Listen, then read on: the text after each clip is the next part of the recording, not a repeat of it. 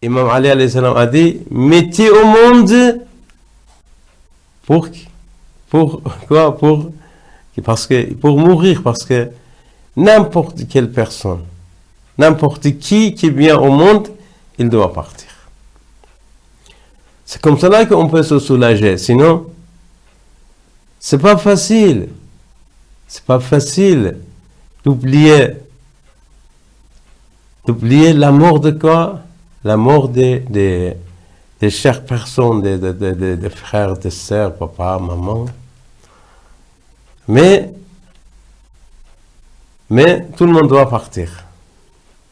C'est pour cela que Fatima al-Zahra se soulage en disant فَقُلْتُ لَهَا إِنَّ الْمَمَاتَ سَبِيلُنَا. Alors je dis, mourir, oui, mourir, c'est la fin de quoi? De tout le monde. Tout le monde doit mourir. وَمَنْ لَمْ يَمُتْ فِي يَوْمِهِ مَاتَ فِي غَدٍ. Celui qui n'est pas mort aujourd'hui, il va mourir demain. C'est-à-dire, tout le monde va mourir.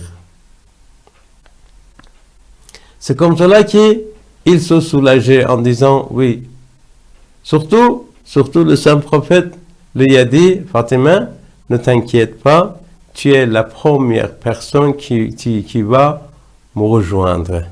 C'est-à-dire, tu vas, parmi, c'est-à-dire ma famille, tu es la première personne qui va mourir avant les autres qui va me rencontrer.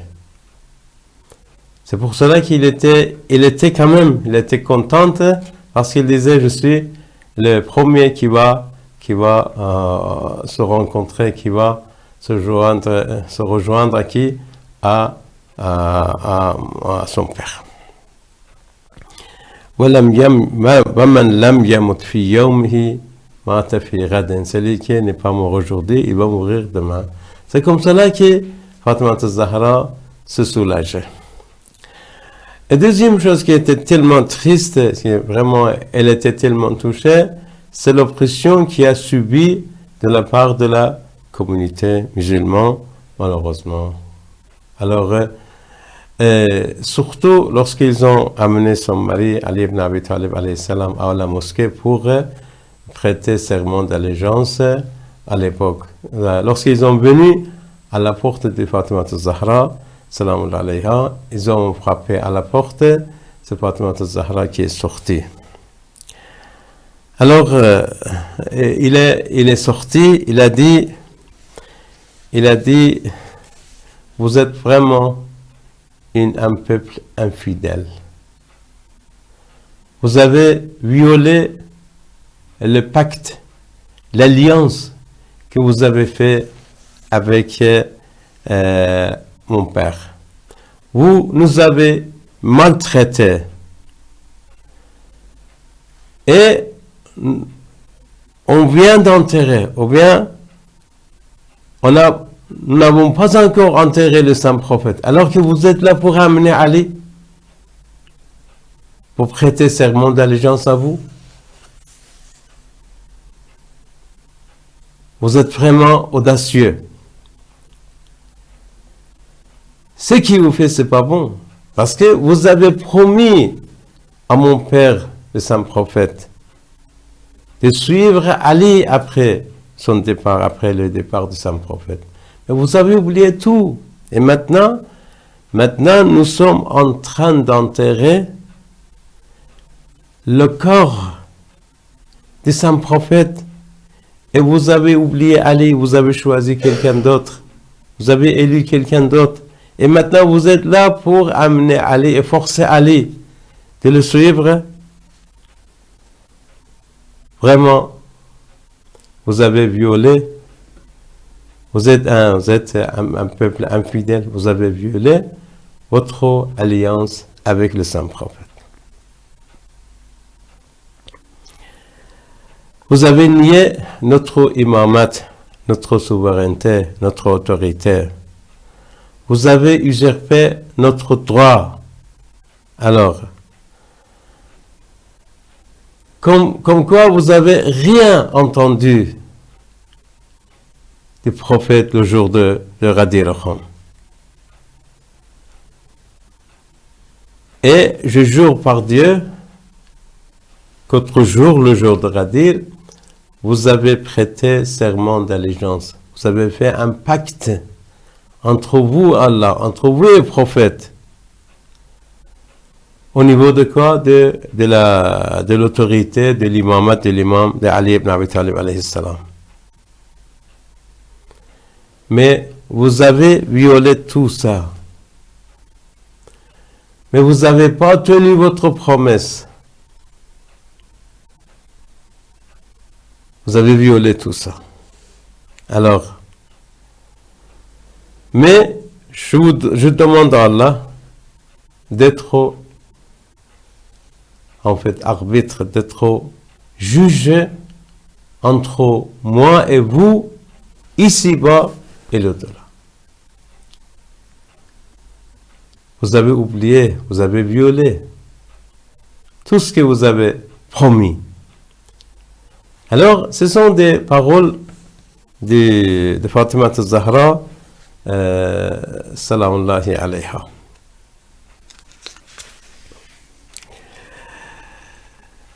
Et deuxième chose, il a dit, vous n'avez pas lu le verset coranique qui dit قل لا أسألكم عليه أجرا إلا المودة في القربى.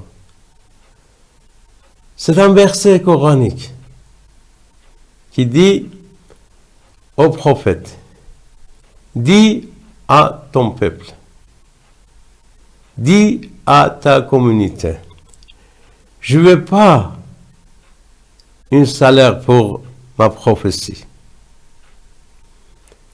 à moins que vous respectiez ma famille, mes enfants, ma fille, al-mawaddata fil ghurba, mes parents, aimer mes parents. Mais ils ont dit au prophète, tu as beaucoup de parents, qui sont-ils, à qui on doit rendre le respect? Il a dit, Aliyun wa Fatima wa waladahum. Selon ce verset, ceux qui vous devez respecter, ce sont Ali, Fatima et leurs enfants, c'est-à-dire wa waladahum, leurs deux fils, c'est-à-dire Hassan et Hussein. Ce sont eux que vous devez quoi respecter. Là, Fatima al-Zahra précise bien, dit, vous n'avez pas lu, vous n'avez pas entendu ce verset-là, qu'il dit, aimer la famille de son prophète, c'est le seul salaire que vous pouvez donner au saint prophète. Le saint prophète ne vous demande pas de l'argent, la richesse, la fortune, la maison. Non, il vous demande uniquement de quoi? De respecter et d'aimer et d'apprécier sa famille, c'est-à-dire Ali al-Murtada, Fatima al-Zahra, Hassan al-Mujtaba et Hussein al-Shahid de Karbala. 4 personnes. Mais Fatima al-Zahra dit, vous n'avez pas respecté ça. Tout d'abord, vous avez violé ce que vous avez fait comme serment entre vous et le saint prophète à Ghadir Khum. Deuxièmement, vous n'avez pas respecté, vous n'avez pas pratiqué ce verset qu'il dit La as'alukum alayha ajran illa al-mawaddata fil qurba. Oh mon peuple, je ne vous demande pas de salaire pour ma prophétie, à moins que vous aimiez ma famille, ma fille, mon gendre, mes petits-fils Hassan et Hussein. Vous n'avez pas respecté, vous n'avez pas respecté, en fait, non seulement votre serment, mais aussi, vous n'avez pas respecté, vous n'avez pas pratiqué, vous n'avez pas, en fait, observé ce qu'il dit, ce verset-là.